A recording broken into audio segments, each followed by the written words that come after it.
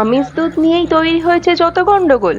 সেই ননভেজ দুধের কারণেই ভারত আর আমেরিকার মধ্যে বাণিজ্য চুক্তির আলোচনায় জট তৈরি হয়েছে বলে দাবি করা হলো।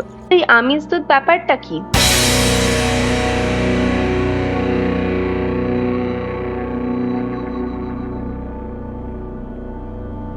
আসলে গরুর খাদ্য হিসেবে এখনো আমেরিকায় যেসব জিনিস ব্যবহার করা হয় তার মধ্যে রয়েছে মুরগি, শুয়োর, মাছ, কুকুর, বিড়ালের অংশবিশেষ।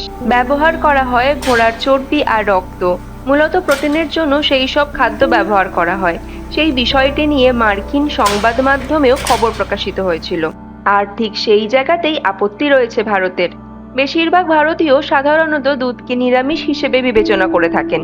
দুধের সঙ্গে মানুষের ধর্মীয় আস্থা জড়িয়ে রয়েছে। হিন্দু ধর্মের মানুষজন পুজোয় দুধ, ঘি ব্যবহার করে থাকেন।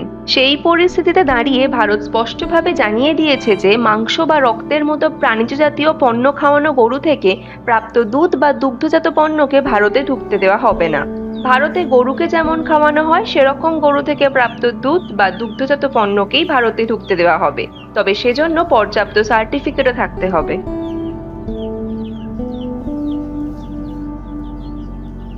ইন্ডিয়া টুডের রিপোর্ট অনুযায়ী সেই প্রস্তাব একেবারেই মনে ধরেনি আমেরিকার। ভারতের এই শর্তকে অপ্রয়োজনীয় বাণিজ্য বাধা আখ্যা দিয়ে বিশ্ব বাণিজ্য সংস্থার দ্বারস্থ হয়েছে আমেরিকা। ভারত অবশ্য নিজের অবস্থানে অনড়। রিপোর্ট অনুযায়ী স্পষ্ট লক্ষণ রেখা টেনে দিয়েছে ভারত। তবে সমস্যা শুধু সেখানেই সীমিত নয়। আমেরিকার দুধ ও দুগ্ধজাত পণ্যকে যদি ভারতে ঢুকতে দেওয়া হয়, অর্থনীতির ওপরও ব্যাপক প্রভাব পড়বে।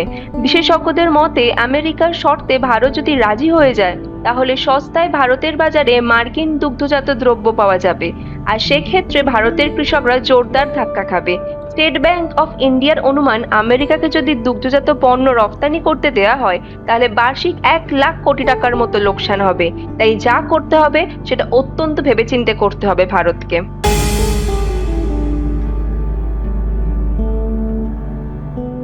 কেমন লাগলো আমাদের এই ভিডিওটা? ভালো লাগলে অবশ্যই কিন্তু লাইক করতে ভুলবেন না।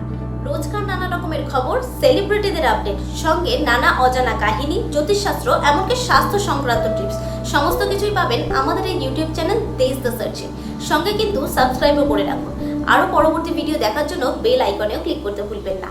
সবাই ভালো থাকবেন। এখন এই পর্যন্তই, দেখা হবে পরবর্তী ভিডিওতে। নমস্কার।